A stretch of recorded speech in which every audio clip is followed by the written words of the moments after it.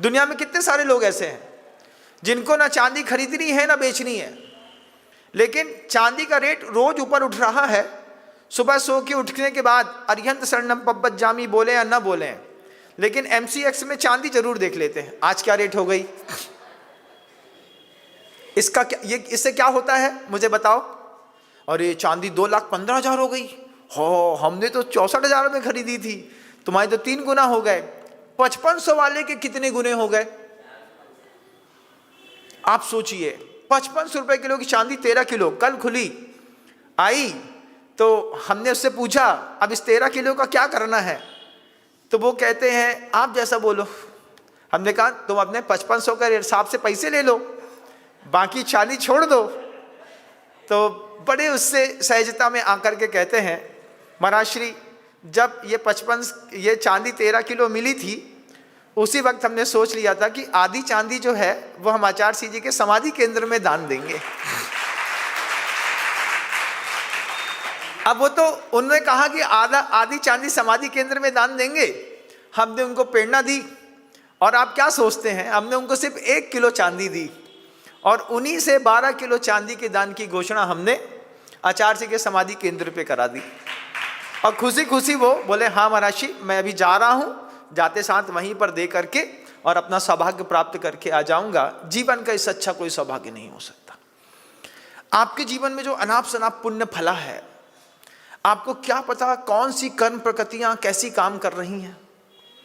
गुरुजी कहते हैं, उस प्रवचन में चल रही थी वो बात कि जिसके साथ व्यसन करते हो उसके साथ एक बार स्वाध्याय कर लो, किसी भी एक ग्रंथ का नियम लो। जिसके साथ हमने हजारों बार गुटखा खाया है, हजारों बार शराब पी है, हम दोनों बैठ करके एक बार स्वाध्याय करेंगे।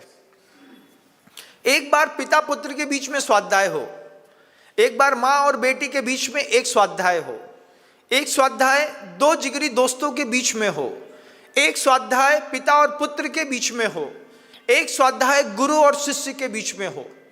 अगर घर के अंदर इस तरीके के स्वाध्याय की एक परंपरा भी बनी ना, तो गुरु को सिखाने में बहुत ज्यादा मेहनत नहीं करनी पड़ेगी। मैं घर में था, मुझे मेरे पिताजी अध्यात्म अमृत कलश सिखाते थे, क्योंकि वो उधर वाली विचारधारा उनकी अलग थी। अलग विचारधारा में वो कहते थे स्वाध्याय किया करो। हमने कहा आप पढ़ लो, इतना ही बहुत है। रात में 2 बजे तक पढ़ते रहते। अब वो हमसे बोलते तुम भी पढ़ो। हमने कहा हमसे ना हो पाएगा। वहां गए तो नाना बोलते तुम भी पढ़ो। हमने कहा हमसे ना हो पाएगा, तो नाना तो लोभ देते थे, 10 कारिकाएं याद कर लो, हम तुमको मनाली घुमा के लाएंगे। मनाली घूमने के चक्कर में नाना ने कुछ कारिकाएं अध्यात्म अमृत कलश की याद करा दी। जैसी 10 याद करा दी तो वो फ्रीडम फाइटर थे, तो वो मनाली लेकर के चले गए। 4 दिन मनाली घूम करके चले आए। हमने कहा अच्छा सौदा है। गाथा याद करो, कश्मीर घूम लो, गाथा याद करो, मनाली घूम लो, गाथा याद करो, कहीं और घूम करके चले आओ, गाथा याद कर लो, कहीं और टूर में चले जाओ। हमने कहा बहुत अच्छा सौदा है। लेकिन आज सोचता हूं उनकी याद कराई हुई गाथाएं जो धार्मिक बन करके उन्होंने सिखाया, आज मेरे जीवन में काम आ रही है। आ रही है कि नहीं? आ रही है महाराज। ये धन है। जब हाथ की संपत्ति चली जाती है उस वक्त भी दिमाग की संपत्ति आपका साथ देती है। लेकिन आप अपने पुत्र को सब देते हैं, लेकिन संरक्षित करने के लिए एक भी स्वाध्याय का एक शब्द नहीं दिया होगा। आगम का दान अपने पुत्र को, अपनी पुत्री को अपने मुख से करिए। बेटा अपन दोनों मिलकर के इष्टोपदेश ग्रंथ का पाठ करेंगे। जवान बच्ची है, अगर हम कहें कि पाठशाला भेजो तो आप बोलेगी वो सीए करती है, एमबीए करती है, सीएफए कर रही है, पढ़ रही है, लिख रही है, दुनिया भर की फलाने गाने ढिमके, बहुत सारे आपके एक्सक्यूज हैं। तो आप इतना तो करो कि घर के अंदर माँ अपनी ही बच्ची से कहे अपन दोनों मिलकर के इष्टोपदेश का स्वाध्याय सिर्फ पाठ करना है। बस 50 कारिकाएं हैं। आप यूट्यूब खोल लीजिए, यूट्यूब में कोई भी एक साधु का उसका उच्चारण चालू कर लीजिए, कोई बॉक्स में लगा लीजिए और दोनों जन मिलकर के 1 महीने तक इष्टोपदेश, 1 महीने तक पिता और पुत्र मिलकर के समाधि तंत्र की कारिकाएं कोई स्वयंभू स्तोत्र, कोई व्यक्ति चाहे तो भक्तामर स्तोत्र, कोई कल्याण मंदिर, कोई तत्वार सूत्र।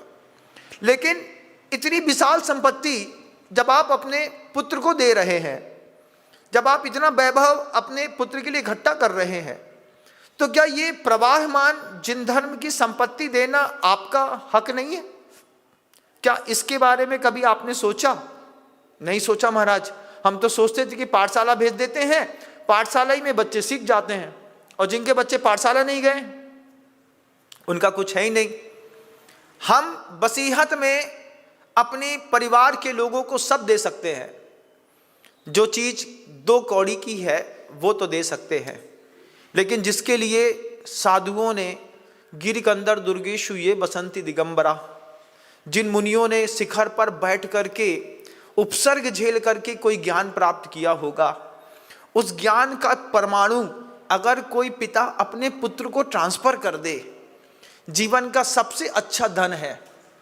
पिताजी बार बार कहते थे कि अध्यात्म की संपत्ति अगर जिसके पास नहीं है, उसके पास दूसरी संपत्ति है भी तो कोई काम की नहीं है। यदि पाप निरोधोन्य संपदा किम प्रयोजनम, अत पापाश्रवोस्तन्य संपदा किम प्रयोजनम। आचार्य पूज्यपाद भगवान ने इष्टोपदेश में यह बात लिखी है, यदि पाप को बढ़ाने वाली संपत्ति तुम्हारे घर में है लेकिन पुण्य बढ़ाने वाली संपत्ति नहीं है, तो संपदा किम प्रयोजनम, अत पापाश्रवोस्तन्य संपदा किम प्रयोजनम।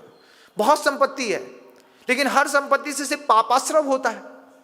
गाड़ी है खूब अच्छी है, पुण्याश्रव होता है कि पापाश्रव होता है? पापाश्रव होता है। आपके यहाँ की टीवी है बहुत बड़ी लगाई आपने, पुण्याश्रव होता है, पापाश्रव होता है। बहुत अच्छा आपने स्विमिंग पूल बनाया, पुण्याश्रव होता है, पापाश्रव होता है महाराज। घर के अंदर का भोजन पुण्याश्रव का निमित्त है कि नहीं? नहीं है महाराज, उससे भी पापाश्रव होता है।